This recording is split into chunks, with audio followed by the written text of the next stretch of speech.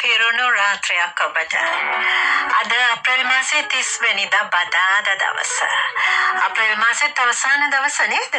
හිතන්නේ නැති විදිහට කාලය ඉක්මනින් ගත වෙලා යනවා. මේ සුන්දර බදාදා දවසේ ඔබේ හැම යහපත් බලාපොරොත්තුවක්ම ප්‍රාර්ථනාවක්ම ඊට වේවා කියලා හදවතින්ම ප්‍රාර්ථනා කරන්නට කැමතියි. ඉතින් අද රන්සර රාත්‍රියට අනුග්‍රාහක දායකත්වය ජාතියේ මහා පහන්තබයි ඒ ලංකා බැංකුවයි. එයත් සිහිපත් කළ යුතුමයි. නේද? හැමදාමත් රන්සර රාත්‍රියට ශක්තියක් වෙන්නේ ජාතියේ මහා පහන්තම ලංකා බැංකුව. අද පැමිණි ආරාධිත චරිතය ගැන මම මෙහෙම කියන්නද? ඉපදෙන අපි හැමෝම නිරෝගී සම්පන්නව මරණය දක්වාම යන එක ඒ තරම් පහසු කටයුත්තක් නෙවෙයි. අපි කොයි මොහොතේ නිරෝගී බවින් මිදිලා රෝගී වෙනවද කියලා හිතා ගන්න බෑ, කියන්න බෑ. අන්න ඒ වෙලාවට තමයි ජීවකවරුන්ගේ සහාය අපිට අවශ්‍ය වෙන්නේ නේද? මේ තෙවැනි ජීවකවරයෙක් හෙළ වෙදකමට ජීවය දෙන. හෙළ වෙදකම වෙනුවෙන්ම ඔහුගේ කාලය ශ්‍රමය වැය කරන කැප කරන ජීවකවරයෙක්. ඔහුගේ සිතැඟි පරිදි ඔබට ගෙනෙන මේ ගීත බලන්න ඔබට දැනෙන තැන ගැන. එහෙමනම් ඉතින් සබරගම පළාත් ආයුර්වේද රෝහලේ ආයුර්වේද වෛද්‍ය රොයි ක්‍රිෂාන්ත එඩ්ගා තමයි අද ගීතෙන් ජීවිතය අපිත් එක්ක මේ විදිහට බෙදා හදාගන්නේ. ඊටම ගෞරවයෙන් ආදරයෙන් දෑබ්ද සිතින් පිළිගන්නවා රොයි ක්‍රිෂාන්ත එඩ්ගා ඔබව. අයබෝවන්. ඉතින් කියන්න බලන්න දැන් ඔබ සාමාන්‍යයෙන් වෛද්‍යවරයෙක් විදිහට ගීත අහන්න එහෙම කොහොමද? ගීත අහන්න වෙනම කාලයක් ගත කරනවද නැත්නම් කොහොමදත් ගීතයක් එහෙම අහනවද?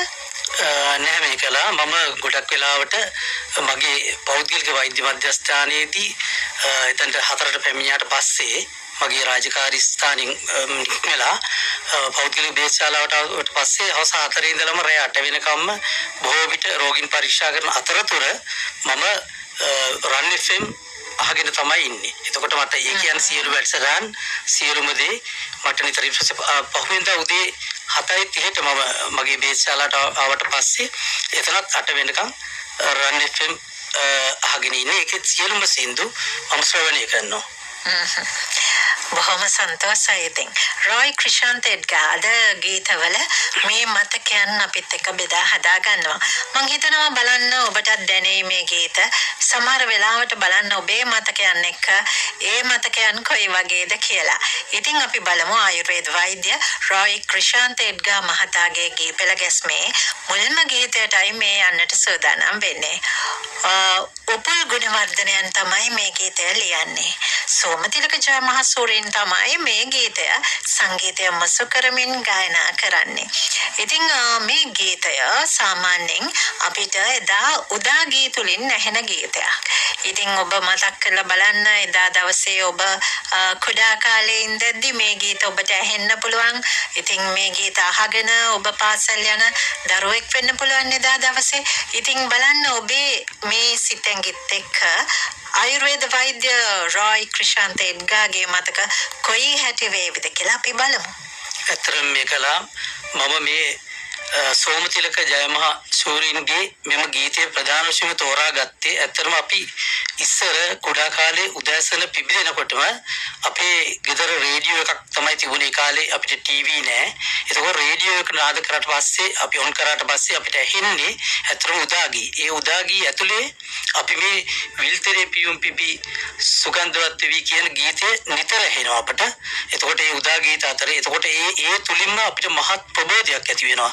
දවස පටන් ගන්න අපි ඒ ප්‍රබෝධයත් එක්කම ඊට පස්සේ ඒ ගීතය ඇසෙනවත් සමගම ඇත්තටම උදෑසන අපේ මගේ මව ගිහිල්ලා කුස්සියට ගිහිල්ලා යුම්පියුම් කටයුතු කරන අතරතුර පියා විසින් කරන්නේ මුලින්ම ජනේල් දොරවල් විවෘත කළා වාතාශ්‍රය ගේ ඇතුළට එන විදියට සුළං කවුළු ඔක්කොම විවෘත වෙන විදියට ඇත්තටම ඒ විදියට පරිසරය සකස් කරනවා. ඒ තුලින් නැවුම් වාතයක් අපේ නිවස තුළට ගලාගෙන එනවා. ඇත්තටම ඒක තමයි වෙන්න ඕනි. ඒ කියන්නේ ගේ තුල තියෙන සියලු විෂද්‍රව්‍ය ඉවත් වෙන්න කරන කරපු හිතලා කරපු වැඩක්ද කියලා මගේ පියා විසින් මට දැන් හිතෙනවා. අදත් මම ඒක තමයි කරන්නේ. උදෑසන නැගිට්ටට පස්සේ ගේ ඇතුළට වාතාශ්‍රය උදෑසන වාතාශ්‍රය එන ලෙස ජනේල් දොරවල් ඇරලා තියලා ඒ වගේ ප්‍රබෝධයෙන් තමයි මුලින්ම අපේ දවස පටන් ගන්නෙ. ඉතින් ඒක නිසාම තමයි ඇත්තටම මම මේ ගීතේට අපිත් දැන් උදේ වෙලා රන්සාර රාත්‍රියේ උදෑසන වෙලා තියෙන දැන් පටන් ගත්ත වෙලාව. ඒක නිසා තමයි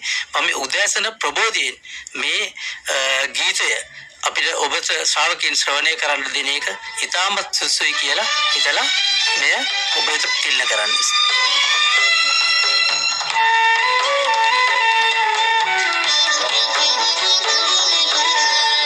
तेरे पियों की सुगंध वतन